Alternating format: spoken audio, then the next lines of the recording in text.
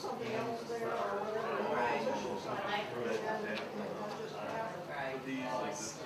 Yeah. Now, this you didn't. Oh, I don't know. The back of this. I don't know. It could be. This is a view of Cologne in Germany. Yeah, kind of sounds like. The whole Rhine River and the whole layout of Cologne. This is the big railroad bridge that crosses to Cologne. Yeah, I like that. You like that?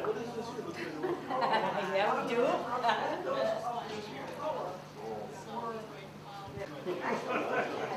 So someone when they come in person or Yeah. whatever they're missing. I don't know. Well, no, it's the first line. They're missing the first part of the story.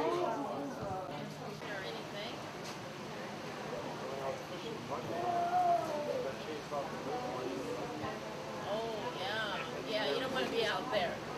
Not at all. Not at all.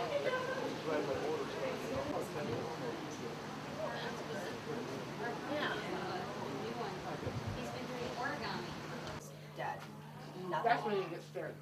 Nothing. Like the leaves aren't moving on the tree, and you're There's no birds chirping. nothing.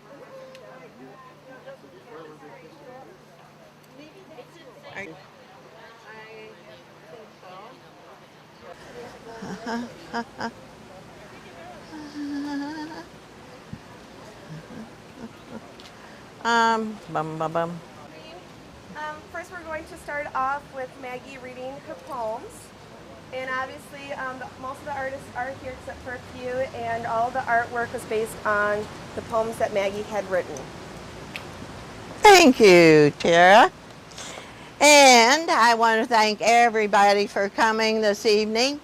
But I especially want to thank all of the artists for participating. One art form converted into another art form.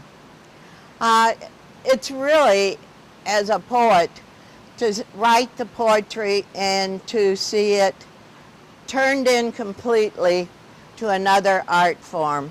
Very exciting. And I thought tonight what I'm going to do is just start out and answer two quick questions that I get all the time. But the first question is, I'm always asked, is how and when did you know that you were a writer? Well, it's important to tell a couple of details to this little story. First of all, you have to know that it was winter.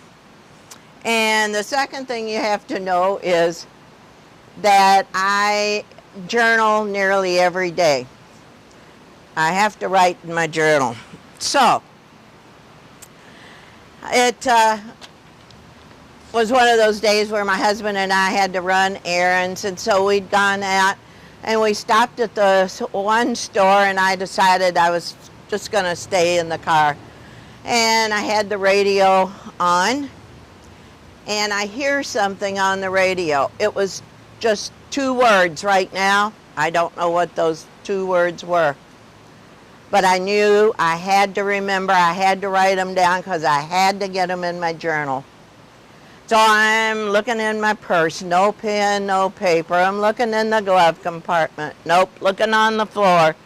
All of a sudden, the foggy windows.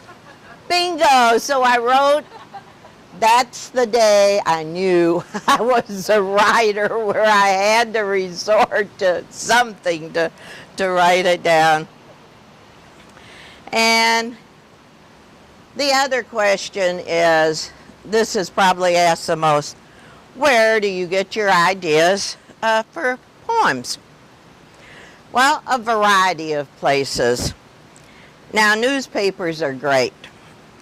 Yesterday, any of you can go home and get yesterday's paper, and you'll see that there's a play by the Historical Society that's coming to Milwaukee. Pantaloons and Bloomers. You have to love that. You never know when you're going to write a poem, and you have to put in those words, pantaloons and bloomers. Now on the same page, it was the recipes yesterday. The food section said, in one of its recipes, in the title, bull's blood. Now that threw my brain into overtime. I thought, okay, where am I going to find some bull's blood? And if I do I really want to use this recipe and put that? So the answer is, I get my ideas for poems any place that's in daily life. So now I'm going to start the reading of the poems. And the first one is A Looney Tune Whirl. You want to stop? Okay, the Looney Tune Whirl. Sometimes I feel like I'm living in a Looney Tune festival being held in a circus arena. Not only does my hubby have a collection of Looney Tune bric-a-brac, Looney Tune t-shirts, and stuffed Looney Tune characters, he has clowns hanging from the ceiling in his den.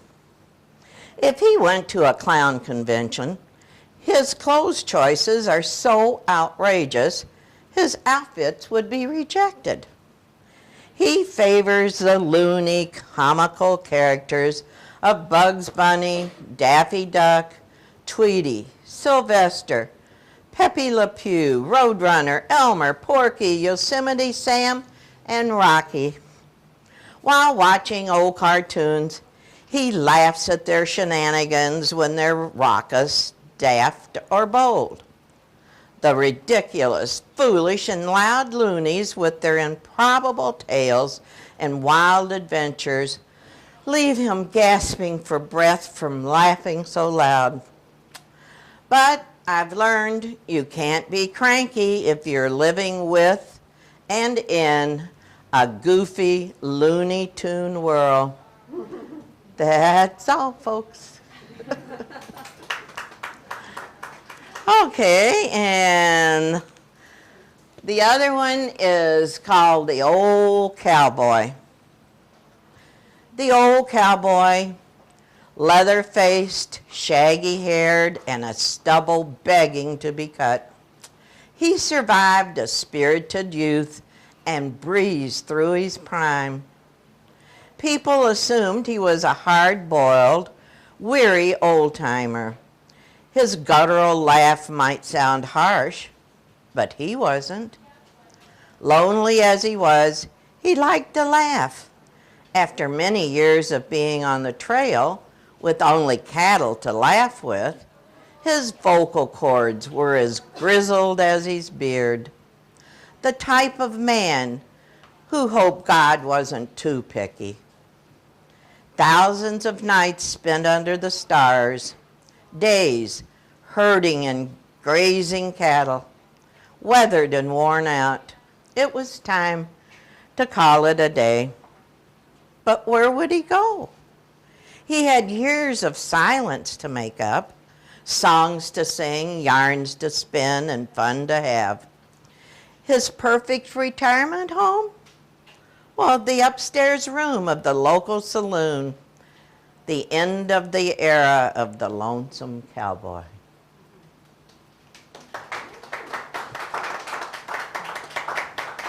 Okay, at the beach.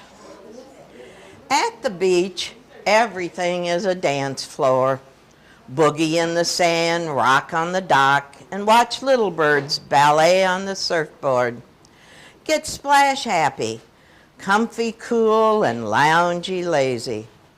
Watch leaping dolphins, surfing waves, and frolicking kids.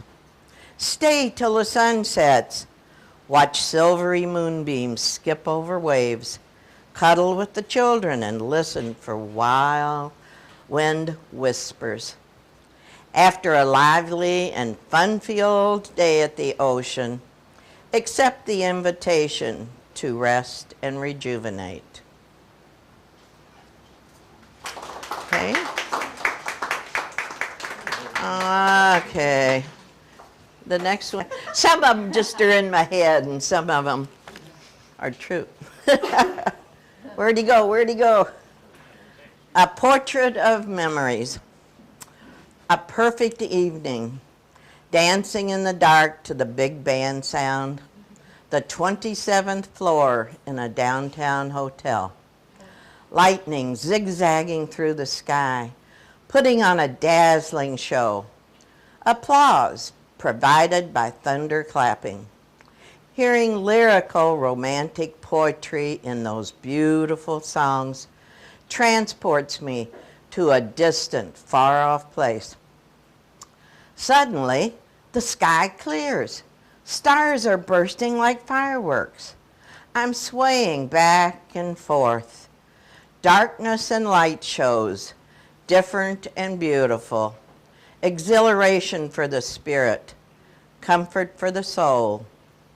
A portrait of memories.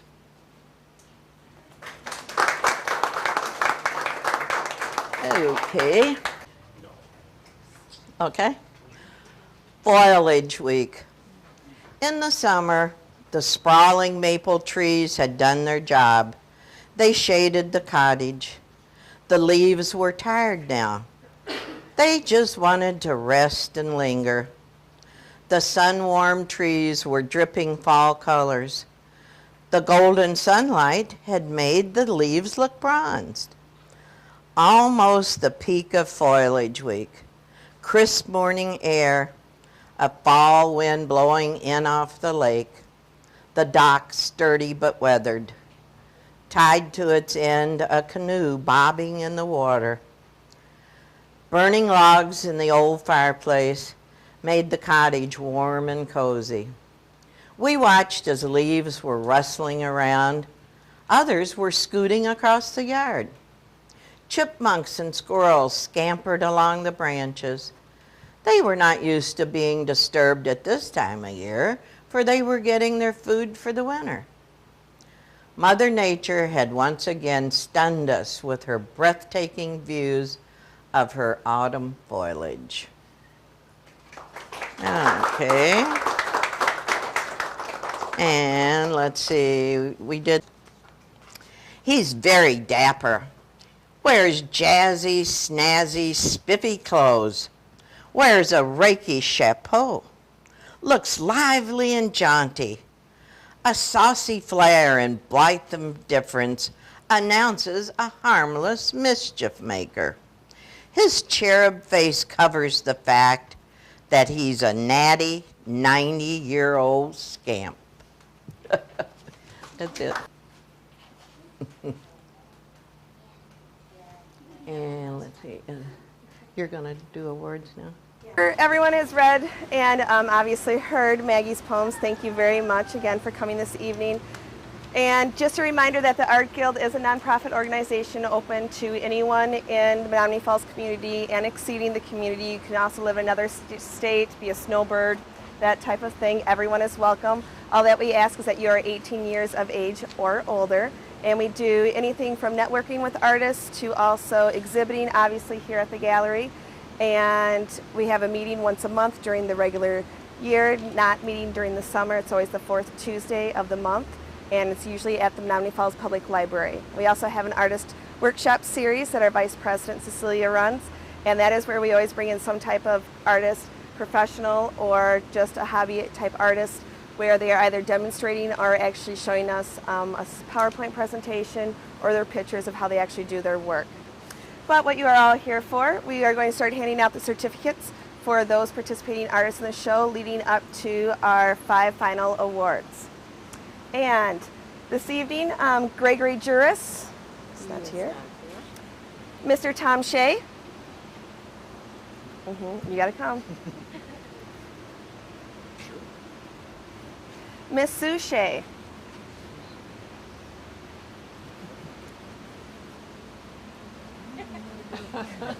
Here you are. Ooh. Mike Prolozinski.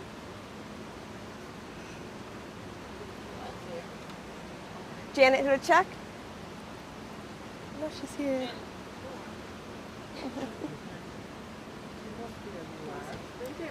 And Patty Hebel. Nope. She's here. Miss Pat Hoffman.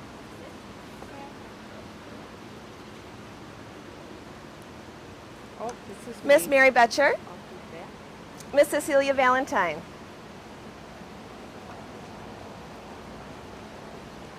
Miss Pat Mitchell.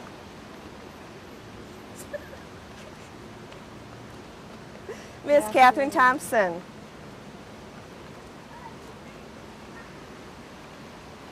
Miss Mary Prince. Miss Ellen Scheer. Miss Christine Thompson.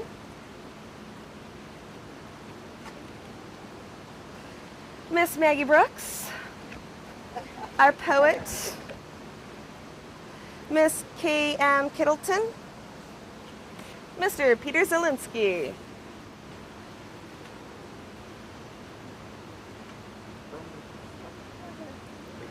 Miss Bonnie Gilmeister.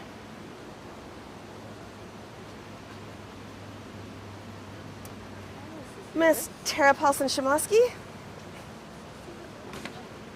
Miss Grace Fisher. Miss Yvonne Gilmeister. Miss Yvonne Zielinski.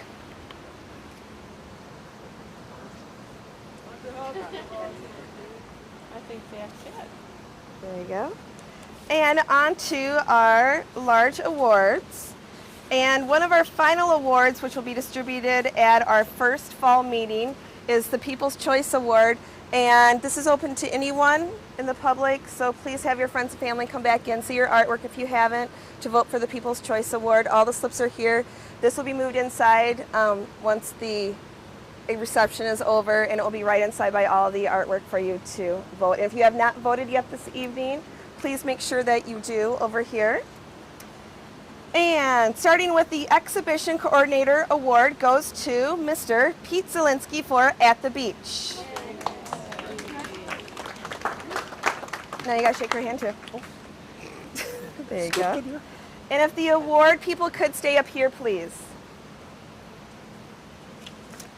And for Poet's Choice Award, which would be Maggie Brooks, goes to Mr. Tom Shea, the Old Cowboy.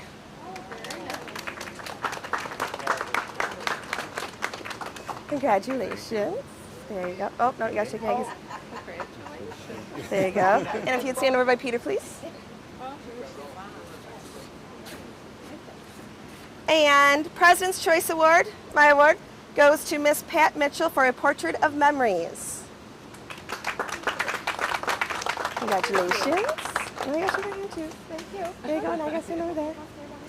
And the final award for the Stanford Art Gallery Choice Award, and it was selected because of the participation factor. It is the Foliage Week. It has the basket with the leaves on it, and that was by Kathy K.M. Kittleton for Foliage Week, and she is not here tonight. She had other family matters to deal with. So this is our award members right here. Please give a round of claps. And this is one of my favorite shows that we do each year because I love the fact that we can incorporate just not the visual arts, also the written arts with Maggie's artwork. Plus, it's a great way to bring all of us together in something that correlates with each other and coordinates with it, where it's not just us doing our own single artwork. So again, thank you this evening, and please bring back your friends and family to the gallery to see the artwork. And I do want to get a picture of our award winners, please, so stay. Take it? Yes. Here, you want to take one for me? All you gotta do is, wait, I gotta turn it on. Oh no, you're staying up here, Mary. There. Just Maggie, we want you in the picture too.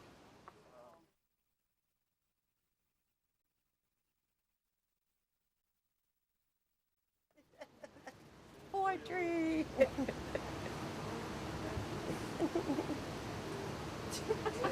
Yay.